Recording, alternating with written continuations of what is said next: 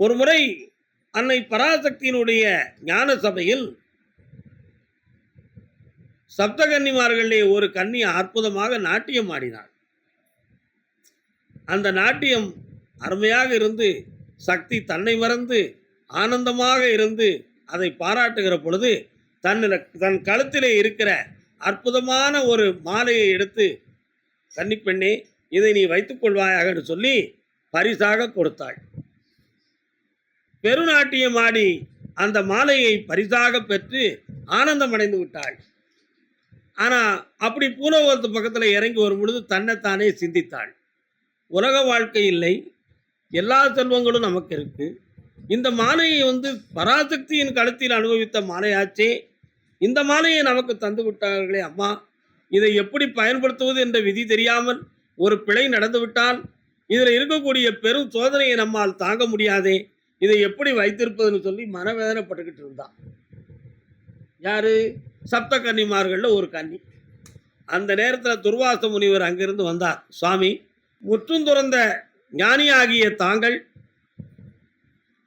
இந்த மாலையை என்னால் பயன்படுத்த முடியவில்லை சுவாமி, தங்களுடைய நான் ஒப்படைக்கிறேன், தயவு கூர்ந்து ஏற்றுக்கொள்ள வேண்டும் என்று சொல்லி அந்த மாலையை எடுத்து அந்த கன்னிப்பெண் என்ன செய்தாள் என்றால் துர்வாச முனிவரிடம் கொடுத்தார். துர்வாச முனிவர் அதை மகிழ்ச்சியுடன் வாங்கி தன் கழுத்திலே சூடிக்கொண்டார். அப்படி சூடிக்கொண்டு வருகிற பொழுது தேவலோகத்திலிருந்து இந்திரன் யானையிலே ஊர்வலம் வந்து நிற்கிறார். உடனே சுவாமி நமஸ்காரம் அப்படின்னு சொன்னான். தேவேந்திரா, நீ இன்று என்னை பார்த்ததில் உனக்கு ஒரு பெரும் பாக்கியம் இருக்கிறதப்பா என்று கூறினார். சரி சுவாமின்னா, இதோ இந்த மாலையை உனக்கு நான் பரிசாக கொடுக்கிறேன்னு சொல்லி கழுத்தில் இருந்து கழட்டி கொடுத்தார் இந்திரனுக்கு. அவன் கைட்டு வாங்காம யானையை மேய்க்கிற துரண்டிட்டு வாங்கினான். துர்வாச முனிவருக்கு கோபம் வந்துருச்சு. அன்னை பராசக்தியின் கழுத்தில் அனுபவித்த மாலை தேவகன்னிமார்களில் ஒருவருக்கு கிடைத்து நம்முடைய ஞானத்துக்கு கிடைத்த இந்த மாலையை தேவேந்திரன் அலட்சியமாக துரண்டியால் வாங்குகிறானே என்று சொல்லி அவனை வேதனைப்பட்டார்.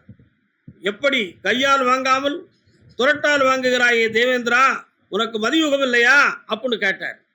அவனுக்கு கோபம் அவனுடைய பொல்லாத நேரம் இந்திரனுக்கு கோபம் அந்த மாலையை என்ன செய்தான்னு சொன்னால் யானையுடைய துதிக்கையில் கொடுத்தான். யானைக்கு மனிதனுக்கே மாலையை பற்றி தெரியலையே, மிருகத்துக்கு தெரியுமா? அது என்னச்சுன்னா 2 ஆட்டை ஆட்டி கீழே போட்டுச்சு, நடக்கும் பொழுது மிதித்து பிச்சு போட்டுருச்சு அந்த மாலையை. இந்த மாலையை பிச்சு போட்ட பிறகு துர்வாசருக்கு கோபம், தெய்வீக மாலை இப்படி அலட்சியம் செய்தாகிவிட்டதே, தேவேந்திரா இந்த தெய்வ தரிசன மாலையை நீ அலட்சியம் செய்த காரணத்தினால் நரையும் திரையும் போவாயாகன்னு சொல்லி சாபம் விட்டார். உடனடியாகவே அவனுக்கு மிருக தலையும் மனித உடம்புமா மாறிப்போச்சு. கீழே இறங்கி துர்வாசத்தை மன்னிப்பு கேட்டாங்க. அந்த சாப நிவர்த்தி எப்பொழுது சாமி அப்படின்னு கேட்டாங்க. திருப்பார்கடலை கடைந்து வெண்ணெய் எடுத்து தேவாமிர்தமாக உண்டு வந்து விட்டால் இந்த கோலமெல்லாம் மாறிவிடும் போ அப்படின்னார். இப்படி ஒரு சம்பவம் நடந்துருச்சு. இப்போ பார்க்கடலை கடைந்த வரலாறு பின் வரலாறு. இந்த நிலைகள் தோன்றுச்சு. இதிலிருந்து நீங்க புரிந்து கொள்வது என்ன? ஒரு தெய்வத்துக்கு அனுபவிக்கப்பட்ட ஒரு மாலை ஒரு பரிசாக ஒரு தேவகன்னிக்கு கிடைத்து, ஒரு தெய்வ ஞானிக்கு கிடைத்து, ஞானிலிருந்து சராசரி ஆளுக்கு போகிற பொழுது அதை அலட்சியப்படுத்திய உடனேயே அது சாபமாக மாறுது. அதுல சில தண்டனைகள் கிடைக்கக்கூடிய நிலைகளும் நடக்கு. நம்முடைய கோயிலில் ஒரு சம்பவம் நடந்துச்சு, விளக்கமாக சொல்லுகிறேன் கேளுங்கள். ஒரு தாய், நான் சொல்லுவது 2005, ஒரு தாய் தன் குழந்தையை எடுத்துக்கொண்டு கோயிலுக்கு உத்தரவு கேட்க வந்தார்.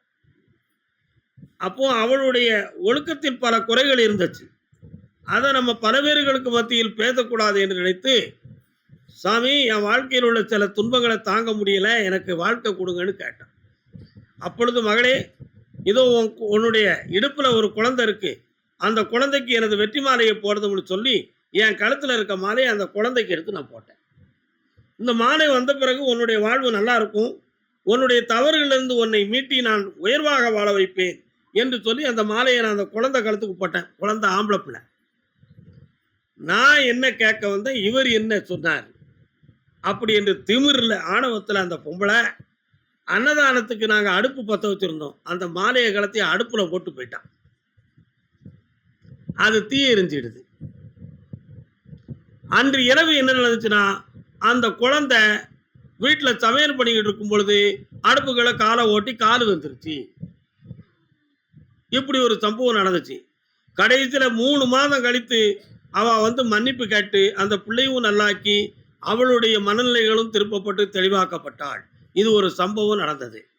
இதை எதற்காக மக்களுக்கு சொல்லுதுன்னு சொன்னா, சும்மா வெற்றி மாலை போடுவதும் மாலையை பிரசாதமாக கொடுப்பதையும் சாதாரணமாக கருதி கொண்டு நீங்க அதை வந்து தவறாக பயன்படுத்தி விடக்கூடாது, விவரம் இல்லாமல் செய்து விடக்கூடாது என்பதற்காக இந்த மாலையிலும் நாம கொடுக்கிற கனியிலும் நாம் கொடுக்கிற காசு பணத்திலும் நாம் அளிக்கின்ற விபூதியிலும் ஒரு நற்பலனும் ஒரு பாக்கியமும் கலந்தே நாம கொடுத்து கொண்டு இருக்கிறோம் என்பதை உள்ளுணர்ந்து பக்திமயம் மாறாமல் சிறந்த நல் உணர்வுகளோடவே இதை நீங்கள் பயன்படுத்தி கொள்ள வேண்டும் என்பதற்காகத்தான் இந்த விளக்கத்தை உங்களுக்கு நான் உரைத்திருக்கிறேன்.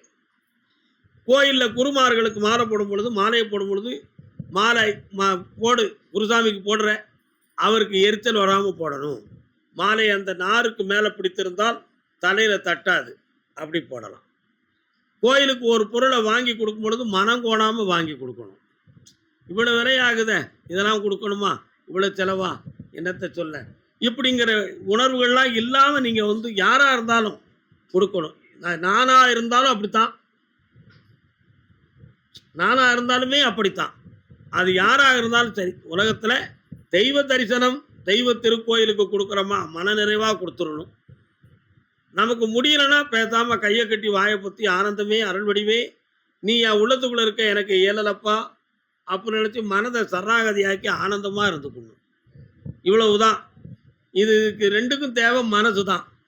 புரியுதா? எந்த பொருளையும் கொடுப்பதும் கொடுக்காது இருப்பதும் மனதை செம்மைப்படுத்தி கொடுப்பதே நன்று. அதுதான் மனதை மனமது செம்மையானால் மந்திரம் செவிக்க வேண்டாம். உங்கள் உள்ளம் திறமாயிடுதுன்னா, உள்ளம் வலிமையாயிடுதுன்னா அதில் எந்த குறைபாடுகளும் கிடையாது. அதனால தான் மாசில்லாத மனமே ஈசன் கோயில். மாசுனா அழுக்கு, கரைபடாத அழுக்கில்லாத தூய மனசு தான் இறைவன் வாழுகிற திருக்கோயில். நம்ம கோயிலின் தத்துவமும் அதுதான். மாசிலா மனமே ஈசன் கோயில் என்று சொல்லி இன்றைய சொற்பொழிவை நிறைவேற்றி அருள்வாக்கை தொடங்குவோம். ஆனந்தமடைவோம்.